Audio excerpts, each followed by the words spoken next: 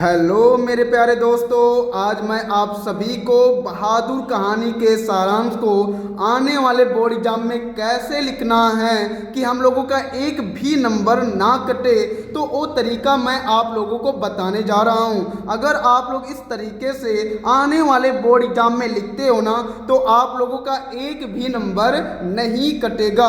और इस कहानी के सारांश को मैंने बहुत ही आसान तरीके से लिखा है और बनाया है। अगर आप लोगों ने ध्यान से सुना तो आप लोगों को ये कहानी सुन करके ही याद हो जाएगा। तो चलिए शुरू करते हैं अपने बहादुर कहानी के सारांश को, ठीक है ना। तो सबसे पहले आप लिखेंगे दिल बहादुर से बहादुर बनने की प्रक्रिया।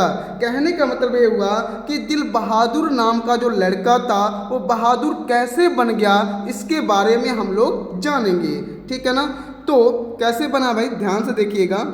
दिल बहादुर लगभग 12 से 13 वर्ष का एक पहाड़ी नेपाली लड़का है जिसके पिता की युद्ध में मौत हो चुकी है और उसकी माँ बहुत ही गुस्सैल स्वभाव की है। माँ की पिटाई की वजह से वह घर से भागकर एक मध्यम वर्गीय परिवार में नौकर बन जाता है। क्लियर है यहाँ तक, ठीक है। अब आगे देखते हैं। जहाँ गृह स्वामिनी निर्मला बड़ी उदारता के साथ उसके नाम से दिल शब्द हटाकर उसे सिर्फ बहादुर पुकारती है। अब स्वतंत्र दिल बहादुर नौकर बहादुर बन गया। तो आप लोगों ने देखा कि भाई उसकी जो गृह स्वामिनी थी निर्मला, वो दिल बहादुर से उसका नाम कैसे बहादुर रख दिया, ठीक है ना जी। चलिए अब अगला हमारा जो हेडिंग होगा, टॉपिक होगा, वो क्या होगा भाई कि प्रेषरमी एवं हंसमुख बहादुर, ठीक है ना। हाँ, मतलब बहादुर के बारे में बताया जा रहा है कि जो बहादुर नाम का लड़का था वो प्रेषरमी भी था और हंसमुख भी था। चलिए शुरू करते हैं इसके बारे में भी।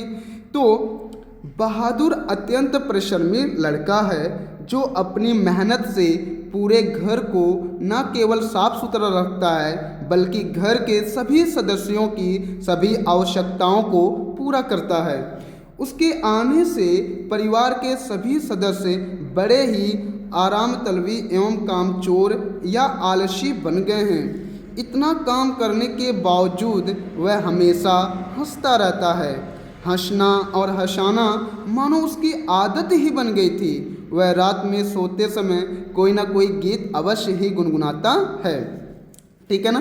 फिर आप आगे लिखेंगे किशोर की बदतमीजी, मतलब किशोर ने बहादुर के साथ कैसे बदतमीजी की उसके बारे में हम लोग जानेंगे, है ना जी।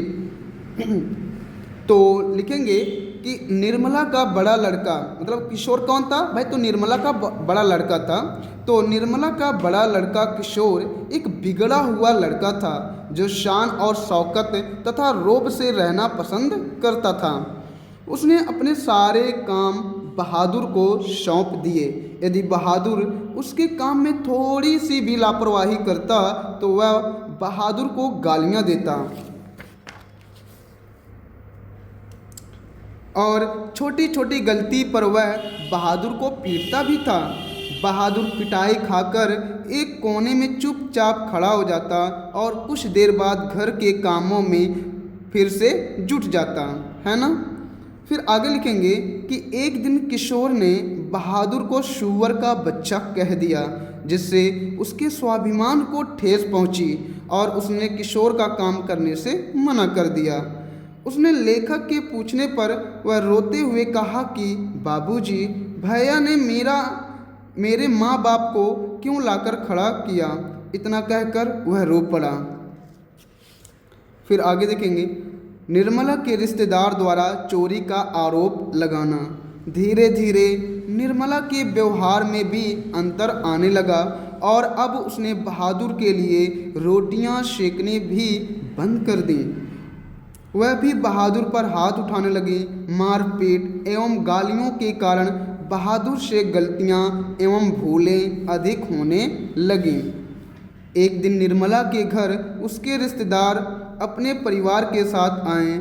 चाय नाश्ते के बाद बातचीत के दौरान अचानक रिश्तेदार की पत्नी ने अपने 11 रुपए घर में खो जाने की बात कही।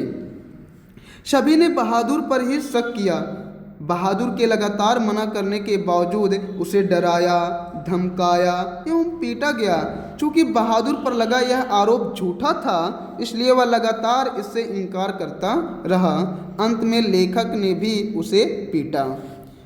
तो इस तरीके से निर्मला के रिश्तेदार ने चोरी का आरोप भी लगाया, उन्हें पीटा भी।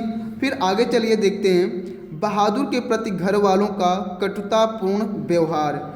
इस घटना के बाद से घर के सभी सदस्य बहादुर को संदेह की दृष्टि से देखने लगे और उसे कुत्ते की तरह दुत्कारने लगे।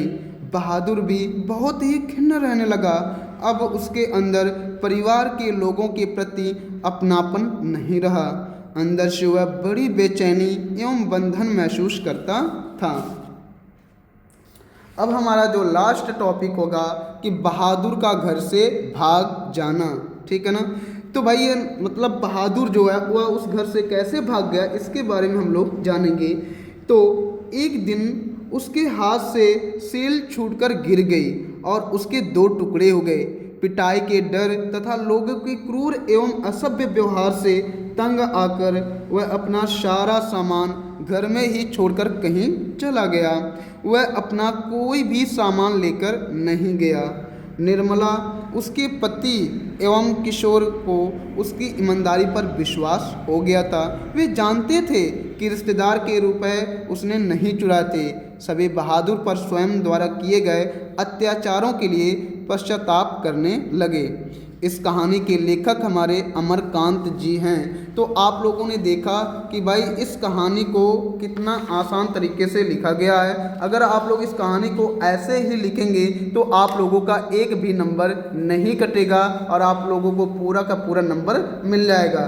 तो अगर आप लोगों को वीडियो पसंद आया तो लाइक, सब्सक्राइब, कमेंट, शेयर जरूर कीजिएगा। धन्यवाद।